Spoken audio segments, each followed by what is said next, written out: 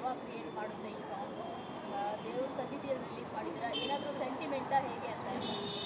So ನಾನು cinema start ಮಾಡಿದಾಗ 2.5 ವರ್ಷ ಹಿಂದೆ ಸ್ಕ್ರಿಪ್ಟ್ ಸ್ಟಾರ್ಟ್ ಮಾಡಿದಾಗ ಈ ದೇವಸ್ಥಾನ ಏನನ್ನೇ ಸ್ಟಾರ್ಟ್ ಮಾಡಿದ್ದು. ಆಂಜನೇಯ ಭಕ್ತ ನಂಬ್ತೀನಿ. ಸೊ ಸ್ಟಾರ್ಟ್ ಮಾಡಿ ಇವತ್ತು ಸಕ್ಸಸ್ಫುಲ್ಲಾಗಿ ಫಿನಿಷ್ ಮಾಡಿ ಸಿನಿಮಾದ ಕಾರ್ಯಕ್ರಮ ಮುಂದೆ ಸ್ಟಾರ್ಟ್ ಮಾಡ್ತೀವಿ ಪ್ರಮೋಷನ್. ಅದಕ್ಕೋಸ್ಕರ ಇಲ್ಲಿಂದನೇ ಸ್ಟಾರ್ಟ್ ಮಾಡೋಣ ಅಂತ ಪ್ಲ್ಯಾನ್ ಮಾಡಿದ್ದು. ಆ್ಯಂಡ್ ಕ್ಯಾಸೆಟ್ದು ಗುರುವಣ್ಣ ಯಾವಾಗಲೂ ಹೇಳೋರು ಹಳೆ ಕಾಲದಲ್ಲಿ ಅವ್ರಿಗೆ ಎಷ್ಟು ಕ್ಯಾಸೆಟ್ ಸೆಲ್ ಔಟ್ ಆಗೋದು ಅಂತ. ಸೊ ಆ ಕಾರಣಕ್ಕೋಸ್ಕರ ನಾಸ್ಟಾಲ್ಜಿಯಾ ಕ್ರಿಯೇಟ್ ಆಗಲಿ ಅಂದ್ಬಿಟ್ಟು ಈ ಕ್ಯಾಸೆಟ್ ಪ್ರಮೋಷನ್ ಐಡಿಯಾ ಪ್ಲ್ಯಾನ್ ಮಾಡಿದ್ದು ನಾವು. ಕಸ್ಟಮೈಸ್ ಮಾಡ್ತಿಲ್ಲ ಬಿಕಾಸ್ ಈಗ ಎಲ್ಲೂ ಸಿಗೋದಿಲ್ಲ.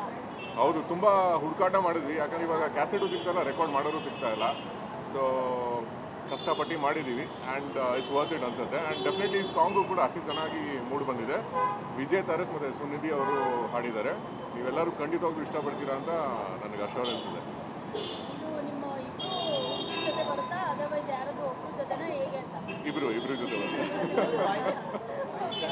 ದೆನ್ ಇದು ಫುಲ್ ಮೀಲ್ಸ್ ಅಂತ ಇಟ್ಟಿದ್ದೀರಾ ಟೈಟಲ್ಲು, ಬಟ್ ಯಾವ ಮೀಲ್ ಅಂತ ಇಟ್ಟಿಲ್ಲ. Non veg meals, veg meals ಅಂತ ಇದು ಯಾವ ಮೀಲ್ಸ್ ಅಂತ ಹೇಳಿದ್ರೆ ಇದು ಫುಲ್ ಮೀಲ್ಸ್ ಅಂತ ಸಿನಿಮಾ ಟೈಟಲು, ಬಟ್ ಇದು ಭಾವನೆಗಳ meals, emotion of full meals. ನೀವೆಲ್ಲರೂ ನೋಡಿದಾಗ ಖಂಡಿತವಾಗ್ಲೂ ಕನೆಕ್ಟ್ ಆಗ್ತೀರಾ ಅಂತ ನನಗೆ ನಂಬಿಕೆ ಇದೆ.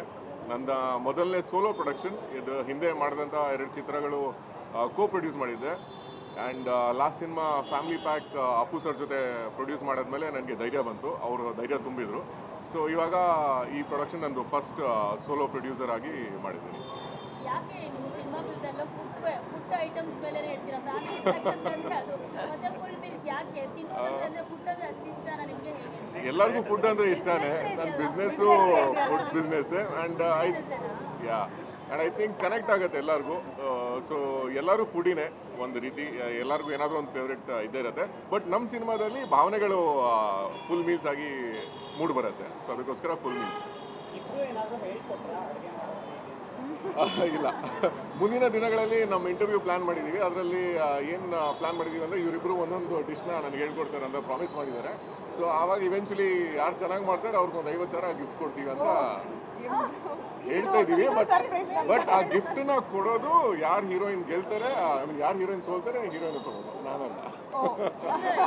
ಅಲ್ಲಿ ಉಪ್ಪು ಖಾರ ಹುಳಿ ಎಲ್ಲ ಇರುತ್ತೆ. ನೀವು ನೋಡಿದ್ರೆ ಭಾವನೆಗಳು ಅಂತಾನೆ ಹೇಳ್ತಿದ್ರೆ ಎಮೋಷನಲ್ ಬಿಟ್ಬಿಟ್ಟು ಬೇರೆ ಏನು ಎಲಿಮೆಂಟ್ಸ್ ಇರುತ್ತೆ ಸಿನಿಮಾ ಅಲ್ಲ?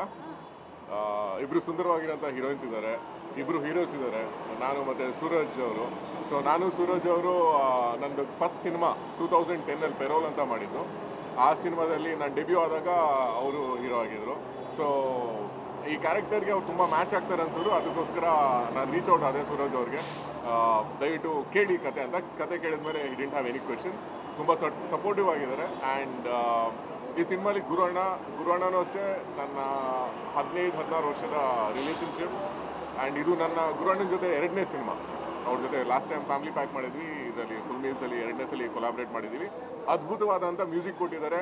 ಆಲ್ಮೋಸ್ಟ್ ಒಂದು 6 to 8 months ಸಿನಿಮಾಗೆ ಟೈಮ್ ಕೊಟ್ಟು, ಸಿನಿಮಾ RR ಇರ್ಬೋದು, ಸಾಂಗ್ಸಿಗೆ ಅಷ್ಟು ಟೈಮ್ ಕೊಟ್ಟು ವರ್ಕ್ ಮಾಡಿದ್ದಾರೆ. ಸೊ